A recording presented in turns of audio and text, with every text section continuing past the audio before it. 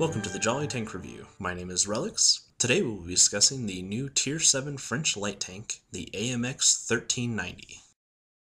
The AMX 1390 is currently the highest tier light tank available in World of Tanks. It has a top speed of 64 km per hour and above average maneuverability. The acceleration is fairly quick both forward and reverse, but drops off quickly when going up hills. It has the best light tank view range at 460, matching the Chaffee. Of all the available light tanks, it has the widest profile. However, it maintains a short stature, allowing it to remain a hard target when moving. It boasts a large health pool, nearly double the other nation's lights, at 1050 hit points. Its armor, consistent with other French tanks and lights, is minimal, but with its low stature and sharp angles it frequently bounces shots or absorbs them in the tracks. Likely the most important feature of the AMX 1390, and the French tree in general, is the introduction of the autoloader. The 75mm SA-50 and 90mm F3 guns hold a cartridge of 6 shots, with 1 to 1.5 second reloads between each shot. This allows it to unload an extreme amount of damage very quickly. After the cartridge is spent, there is a 40-second reload time before your next 6 shots are available, so be prepared to look for safety. Aside from the long reload, the most jarring feature is the depression and elevation of the turret. On mostly flat maps, there is generally no issue with this. However, on maps like cliffs or fjord, you may find issues looking up to shoot on cliff tops. Small hills, building debris, and cliff drops can and should be used to angle the tank for better shots.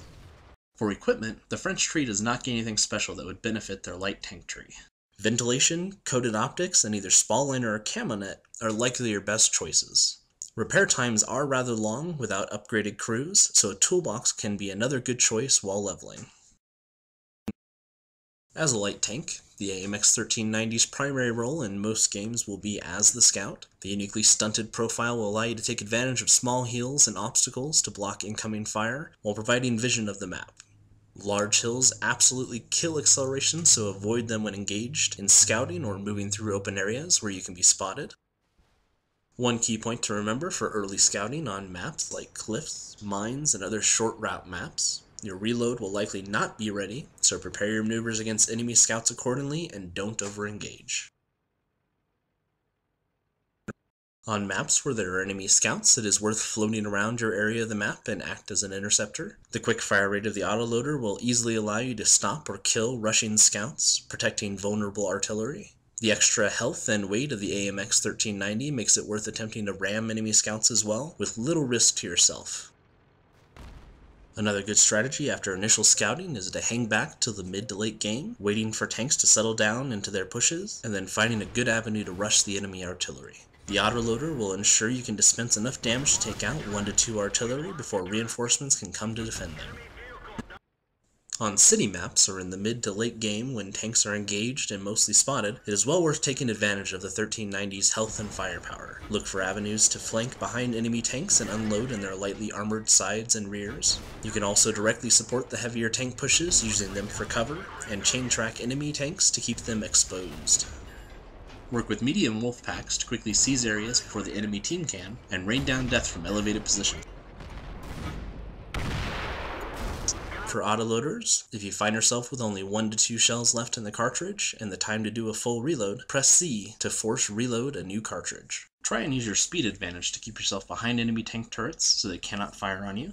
If you have to engage enemy tanks head-on, try and move yourself so that your tracks are angled at them. More than half of your 1390's profile is tracks, and they can absorb a lot of damage. Additionally, reverse acceleration on the 1390 is very high, so moving back and forward to juke shots is extremely easy. While the AMX 1390 will not be replacing the T50-2 as the go-to scout for Clan Wars, it can step up as replacement very easily. With gold rounds, its gun has a hefty 248 penetration, allowing it to penetrate the majority of Clan Wars tanks, opening its flanking and hunter styles into the offering. The one area where it will likely outperform the T50-2 is on the defense for open field maps such as Steppes and Malinovka, where the AMX 1390 can still perform the early scouting duties, but can then be an extremely effective interceptor for enemy scout rushes, and late game cleanup with quick flanking.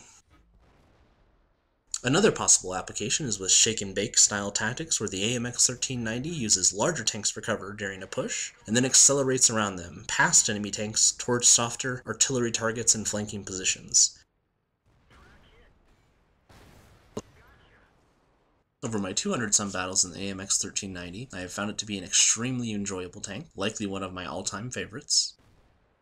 While at first I was a little disappointed it did not have the speed and maneuverability of the T-50-2, being 2 tiers higher, the health and gun really make up for it.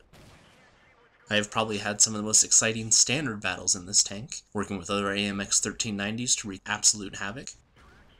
While it has specialized use in clan wars, with the introduction of Fog of War, it adds an interesting ingredient for strategizing. Overall, I find the AMX 1390 to be a great tank, and I would suggest it to anyone to play. Thanks for watching. You can find more of my videos at the Jolly Q Gaming channel on YouTube.